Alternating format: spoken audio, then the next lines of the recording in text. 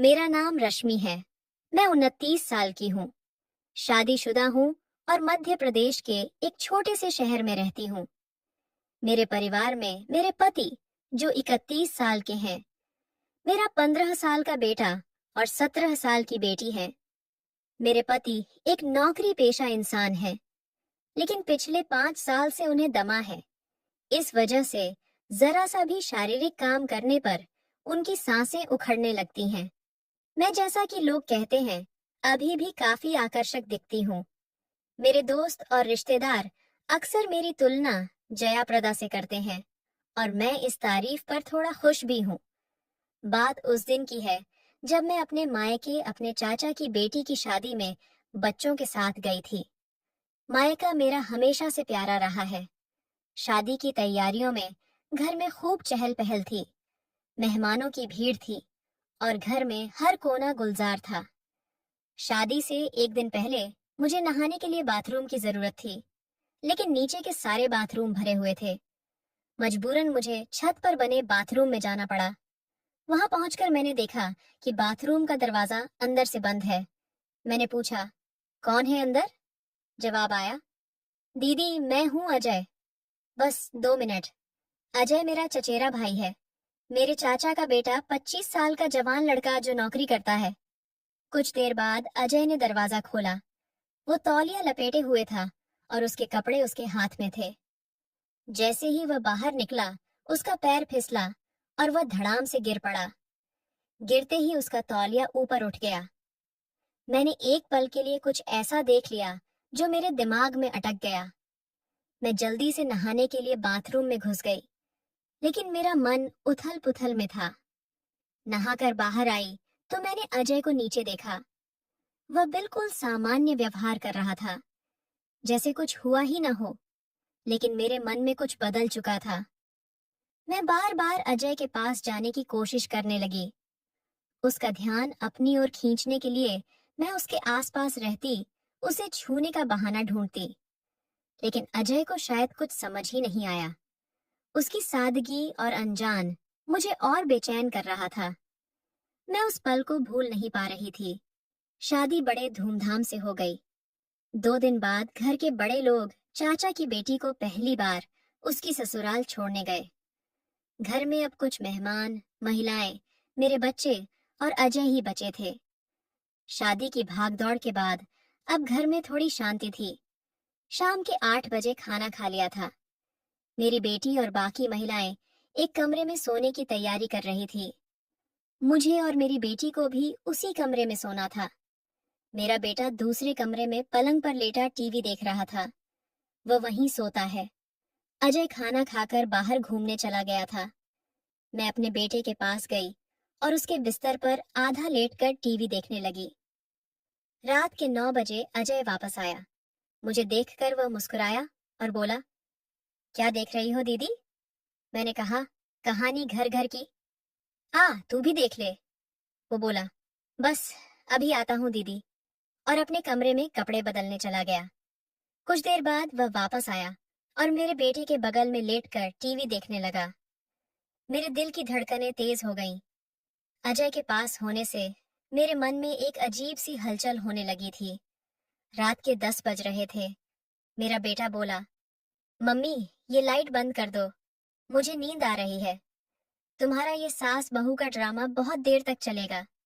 मैं जानता हूँ तुम पूरा देखकर ही सोओगी। ये सुनकर मुझे हंसी आ गई और अजय भी हंसने लगा। उसने कहा, हाँ दीदी लाइट बंद कर दो, मेरी आंखें भी भारी हो रही हैं, मैं भी जल्दी सो जाऊंगा। मैंने कहा, ठीक है, और उठकर लाइट बंद कर दी। फिर उसी बिस्तर पर अपने बेटे के पास लेटकर टीवी देखने लगी। अब दीवार की तरफ अजय था, फिर मेरा बेटा और फिर मैं। कुछ देर बाद मेरा बेटा सो गया। थोड़ी देर बाद अजय की आंखें भी बंद हो गईं। मैंने जानबूझकर उसे उसके कमरे में जाने के लिए नहीं जगाया। टीवी की आवाज को मैंने बिल्कुल धीमा कर दिया। कुछ देर और इंतजार करने के बाद मैं चुपके से उठी और बगल वाले कमरे में जाकर देखा। मेरी बेटी और बाकी मेहमान गहरी नींद में थे। मैं वापस आई, नाइट बल्ब जलाया, टीवी बंद किया और अपने बेटे के पास लेट गई। करीब आधे घंटे तक इंतजार करने के बाद मैंने फिर से स्थिति का जायजा लिया। सब गहरी नींद में थे। अजय भी सो रहा था।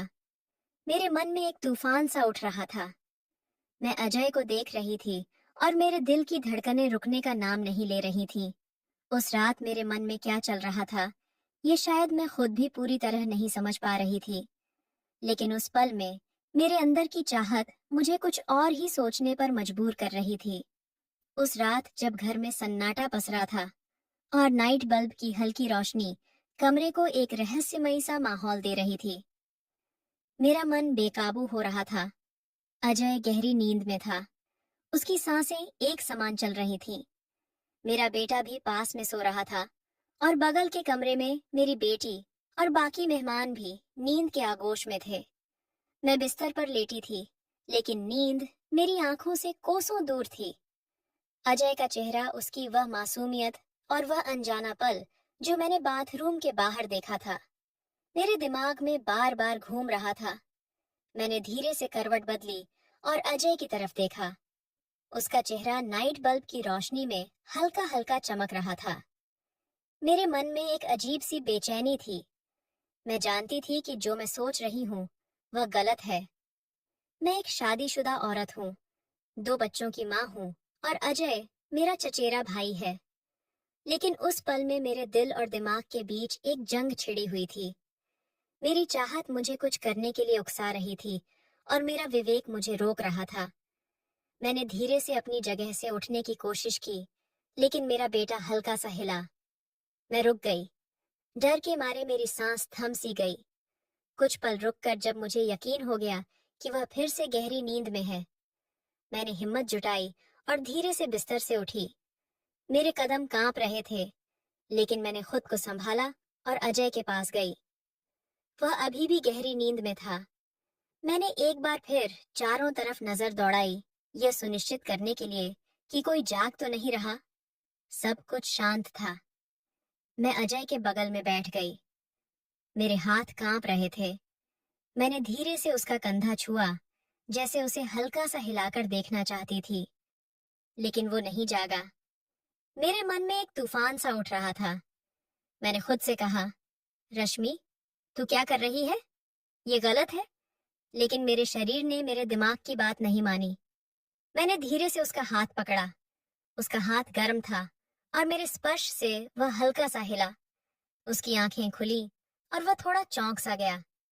दीदी, उसने धीमी आवाज में कहा, जैसे नींद में ही हो। शब्द कुछ मत बोल। मैंने फुसफुसाते हुए कहा। मेरी आवाज में एक अजीब सी कशिश थी जो शायद मुझे भी नहीं पता थी कि कहां से आई। अजय ने आंखें मलते हुए मुझे देखा। क्या हुआ दीदी? सब ठीक है, उसने पूछा। उसकी आवाज में मासूमियत थी। मैं कुछ पल के लिए चुप रही। मेरे मन में सैकड़ों बातें एक साथ दौड़ रही थीं। मैंने कहा, हाँ सब ठीक है, बस नींद नहीं आ रही थी। वो हल्का सा मुस्कुराया और बोला, तू टीवी चला ले या बाहर चले, थोड़ा टहल ले। उसकी सादगी मेरे दिल को और पिघला रही थी। नहीं, बस यहीं बैठ, मैंने कहा और उसका हाथ और कसकर पकड़ लिया। मुझे नहीं पता था कि मैं क्या चाहती थी, लेकिन उस पल में मैं बस अजय के करीब रहना चाहती थी। वो थोड़ा असहज सा दिखा, लेकिन कुछ बोला नहीं। शायद उसे समझ नहीं आ रहा था कि मैं क्या चाह रही हूँ। मैंने धीरे से उसका चेहरा अपनी तरफ किया और उसकी आंखों में देखा। उसकी आंखों में एक सवाल था, लेकिन वो चुप रहा। मेरे दिल की धड़कनें इतनी तेज थीं कि मुझे लग रहा था कि वह भी उन्हें सुन लेगा। अजय, मैंने धीमी आवाज में कहा, तू बहुत अच्छा है। वो हल्का सा हंसा और बोला, दीदी, आप भी तो अच्छी हैं, लेकिन इतनी रात को ये सब बातें क्यों? मैंने जवाब नहीं दिया। मेरे पास कोई जवाब था भी नहीं। मैंने बस उसका हाथ और कसकर पकड़ा और धीरे से उसके करीब सरक गई। उसने एक बार फिर मेरी तरफ देखा। इस बार उसकी आंखों में थोड़ा डर और थोड़ा आश्चर्य था। दीदी, यह ठीक नहीं है, उसने धीरे से कहा और उसने अपना हाथ छुड़ाने की कोशिश की। उसके शब्द मेरे लिए एक झटके की तरह थे। मैं एकदम से रुक गई। मेरे चेहरे पर शर्मिंदगी की और डर दोनों छा गए। मुझे माफ कर दे अजय, मैंने हड़बड़ाते हुए कहा। मुझे नहीं पता मैं क्या कर रही थी। अजय ने कुछ नहीं कहा। वो बस चुपचाप उठा और अपने कमरे की तरफ चला गया। मैं वहीं बिस्तर पर बैठी रही। मेरे आंसू रुकने का नाम नहीं ले रहे थे। मैंने खुद को कोसना शुरू कर दिया। रश्मि, तूने ये क्या कर दिया? तूने सब कुछ दांव पर लगा दिया। उस रात मैं सो नहीं पाई। सुबह होने तक मैं अपने विचारों में उलझ ही रही। अजय ने अगले दिन मुझसे सामान्य बात की, जैसे कुछ हुआ ही ना हो। लेकिन मेरे मन में एक भारीपन था। मैं जानती थी कि मैंने एक गलती कर दी थी और अब मुझे उसका बोझ हमेशा ढोना पड़ेगा। दोस्तों, कैसी लगी आज की कहानी? कमेंट करके अपनी राय जरूर लिखें। नमस्कार, और हमारा चैनल को सब्सक्राइब करें। धन्यवाद दोस्तों।